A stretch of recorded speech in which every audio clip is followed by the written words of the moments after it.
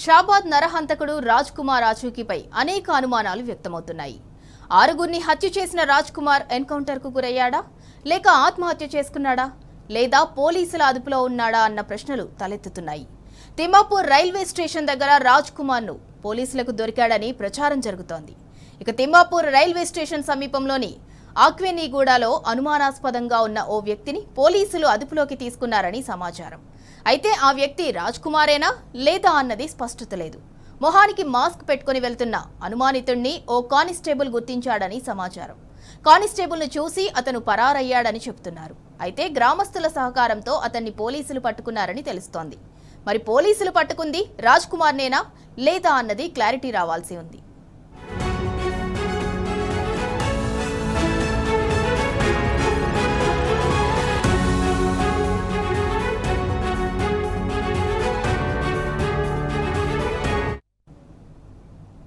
ఇక షాబాద్ నరహంతకుడు రాజ్ కుమార్ ఆచూకీపై అనేక అనుమానాలైతే వ్యక్తమవుతున్నాయి. ఇదే అంశానికి సంబంధించి మరింత సమాచారం మా ప్రతినిధి సందీప్ రావు అందిస్తారు. సందీప్ రావు, షాబాద్ నరహంతకుడు రాజ్ కుమార్ అయితే పోలీసులకు చిక్కినట్టుగా సమాచారం అందుతోంది. అది వాస్తవమేనా?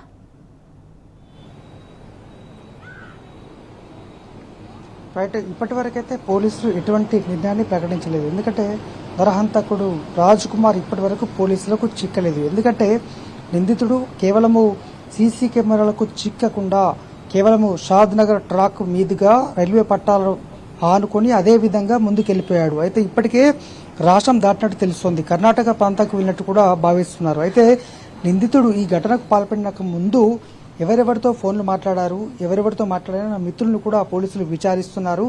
వాళ్లకు సంబంధించిన డేటా కూడా సేకరించారు. అది కొనసాగుతోంది. ఇంకా ఫ్యూచర్ సిటీగా పేర్కొంటున్నటువంటి ఈ కమిషనరేట్లో ఇప్పటికే సిపి తరుణ్ జోషి అనేక సార్లు విచారణ జరిపారు. ఇప్పుడు ప్రస్తుతం ఇంకా కూడా ఉదయం నుంచి ఇక్కడ స్థానిక future city commissioner Shabad DCP కూడా విచారణ కొనసాగిస్తున్నారు. కానీ ఇప్పటికీ నిందితుడికి సంబంధించిన ఒక ఆచూకీ కూడా దొరకలేదు. ఎందుకంటే నిందితుడు ఎప్పుడో ఈ రాష్ట్రం దాటి కర్ణాటక ప్రాంతానికి పారిపోయాడు అనేటువంటిది ప్రధానంగా మనకు వాదనగా తెలుస్తోంది. ఎందుకంటే ఆయన కేవలం షాద్ నగర్ నుంచి శంషాబాద్ మీదుగా తిమ్మాపూర్ రైల్వే స్టేషన్ దాటినట్టు లాస్ట్ లొకేషన్ కనిపించింది.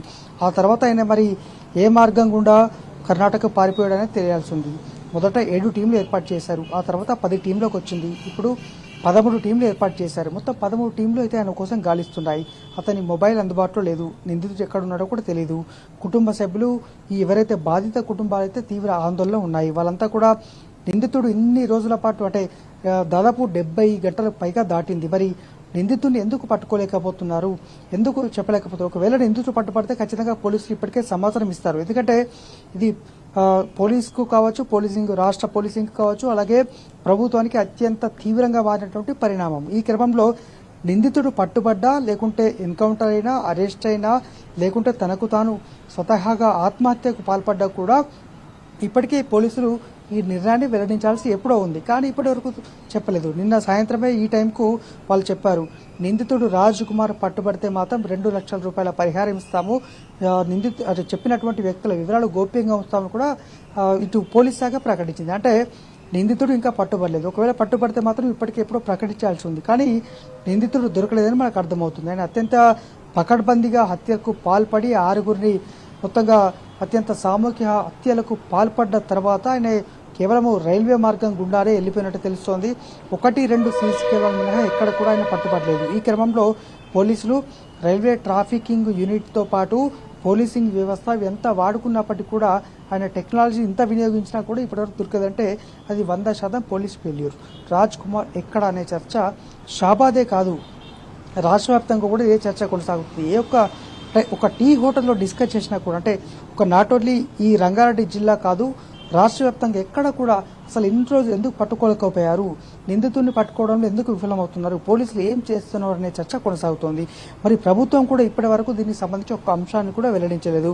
నిందితుడికి సంబంధించి త్వరలో పట్టుకుంటామన్న అంశం కూడా చెప్పలేదు. అలాగే బాధిత కుటుంబాలకు న్యాయం చేస్తామన్న విషయం కూడా ప్రభుత్వం కావచ్చు, అలాగే హోంమంత్రి హోదాలో ఉన్నటువంటి సీఎం రేవంత్ రెడ్డి కూడా ఇప్పటి వరకు ప్రకటించారు. అంటే దీని అర్థం వాళ్ళు పట్టించుకోవట్లేదు. ఇప్పటికే కొద్దిసేపటి క్రితం దాదాపు మధ్యాహ్నము 2 గంటల సమయంలో సబితా ఇంద్రారెడ్డి గారు ఇక్కడికి రావడం జరిగింది. ఎవరైతే మైనర్ బాలిక ఉన్నారో, హత్య కాబడ్డ వారి కుటుంబ సభ్యులను వాళ్ళందరినీ పరిశీలించి వారితో మాట్లాడి దాదాపు గంటన్నర పాటు వారితో గడిపి వారికి తోచినంత సహాయం అందించి వారు వెళ్ళిపోయారు. వాళ్ళు చెప్పిన ఆవేదన చూస్తే గుండె అవిసిపోయేలా ఉన్నాయి. ఎందుకంటే వాళ్ళంతా చెప్తున్నారు, ఎందుకంటే ఇద్దరిని అక్కడ హత్య చేశారు. ఈ మైనర్ బాలికకు సంబంధించినటువంటి అక్క, ఆమె దివ్యాంగురాలు, ఆమె బుద్ధి అంటే ఎటువంటి లోక జ్ఞానం కూడా లేదు, ఆమెకి ఏం కూడా తెలియదు, నోటి మాట కూడా రాదు. ఆమెను రక్తపు మడుగులో ఉంచారు. ఎవరైతే మరణించిన ఇద్దరిని పట్టుకపోయారు తప్ప ఆమెను అదే రక్తపు మడుగులో ఉంచారు. అంటే ఎంత దారుణంగా పోలీసులు వివరించారో ఈ సందర్భంగా మనకు అర్థమవుతుంది. అదే విషయాన్ని సబితాచంద్ర రెడ్డి గారు కూడా వివరించారు. మరి ఈ రకమైన సిచ్యువేషన్ ఎందుకు కొనసాగుతోంది? నిందితులను 24 గంటల్లో పట్టుకోవాల్సి ఉండగా, అంటే ఎంత పోలీసింగ్ ఉన్నా, ఎంత టెక్నాలజీ ఉన్నా, ఎంత రకంగా ఉన్నా కూడా 24 గంటల్లో ఖచ్చితంగా పట్టుకోవాల్సిన అవసరం అయితే ఉంది, పట్టుకోవాల్సి కూడా ఉంటుంది. కానీ ఇప్పటి వరకు నిందితుల ఆచూకీ లేదు.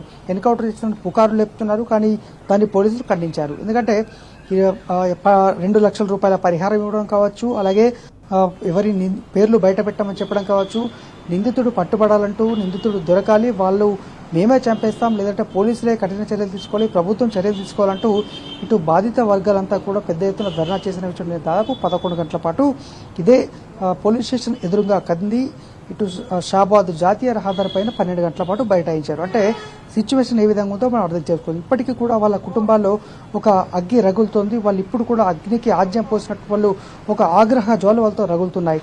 నిందితుడు ఎప్పుడు పట్టుబడతాడు, ఎప్పుడు చెప్తారనేటువంటి ఆశతో ఎదురు చూస్తున్నారు తప్ప వాళ్ళు ఏం ఆశించట్లేదు. ప్రభుత్వం ఎలాగూ ఫెయిల్ అయిందన్న విషయాన్ని వాళ్ళు ఇప్పటికే చెప్పడం జరిగింది. మరి చూడాలి, నిందితుడు పట్టుబడ్డా, పట్టుబడలేదు. అసలు వాస్తవంగా పట్టుబడితే ఇప్పటికే చెప్పాల్సి ఉంది. ఎందుకంటే ప్రభుత్వం పూర్తి స్థాయిలో విఫలమైంది కాబట్టి ఇప్పటి వరకు నిందితుడు దొరకలేదు. దొరికితే ఇప్పటికి ఎప్పుడో చెప్పాల్సి ఉండే, కానీ నిందితుడు పట్టుబడలేదు కాబట్టి నిందితుడికి సంబంధించిన అంశాలు చెప్పలేదు. ఒక్కొక్కసారి ఒక్కొక్క లీగులు ఇస్తున్నారు.